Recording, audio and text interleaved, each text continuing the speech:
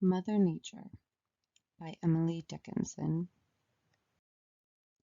Nature, the gentlest mother, impatient of no child, the feeblest or the waywardest, her admonition mild.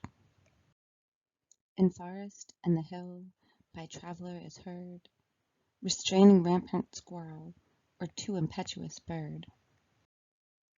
How fair her conversation, a summer afternoon, her household, her assembly, and when the sun goes down. Her voice among the isles incites the timid prayer of the minutest cricket, the most unworthy flower. When all the children sleep, she turns as long away as will suffice to light her lamps. Then, bending from the sky, with infinite affection and infiniter care, her golden finger on her lip wills silence everywhere.